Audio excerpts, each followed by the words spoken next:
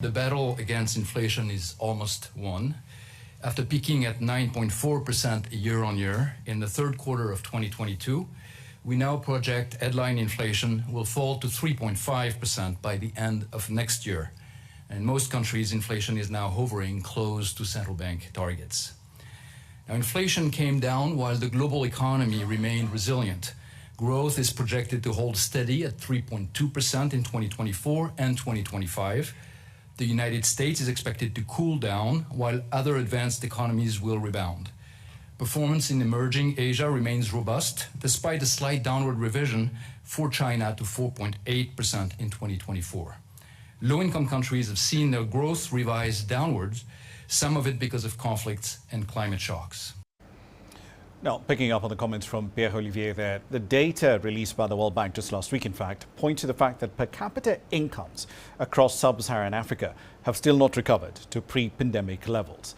At the same time, spending on paying down debts by governments is crowding out expenditure on healthcare and education, even as inflation continues to erode disposable incomes. Some hours ago, I spoke to Charlie Robertson. He's the head of macro strategy at FIM Partners. I started our conversation by asking him if he thought African sovereigns are now much closer or much further away from defaulting on their foreign debts in 2024. We are further away because the Fed has begun to cut rates, which I think is the most important change in the story. And secondly, because the IMF has come in and been as supportive as they have been for so many countries.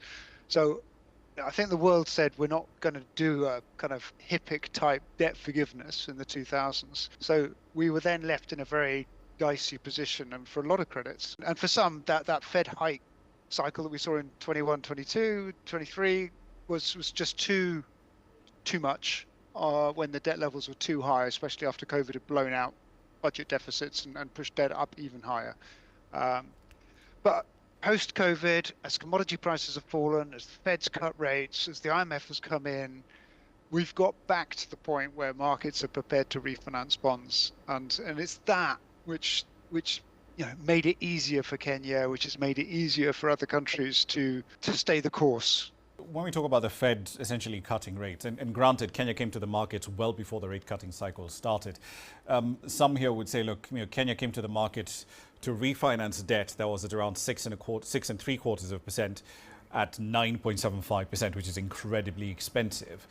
How fast then can those cuts essentially then translate into much lower rates for any sovereign that might come into the market in 2025 and want to refinance?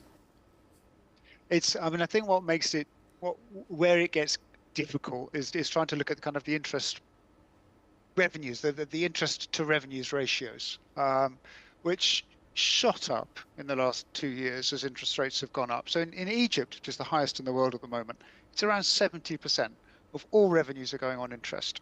And the IMF has just updated their numbers for this, for all the parts of the equation you need to calculate that. They're still going to be at about 62% in 2 years' time. And why?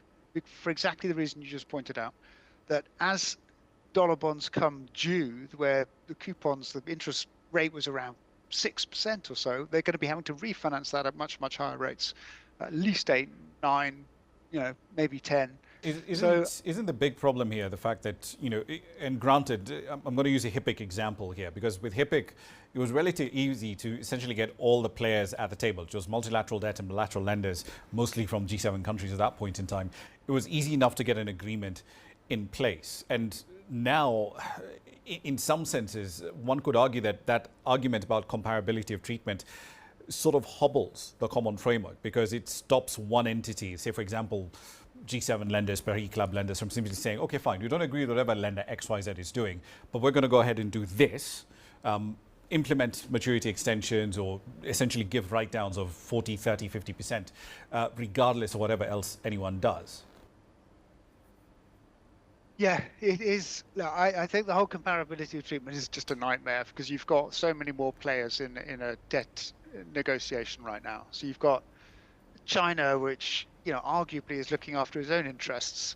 It wants to be able to sell its cement.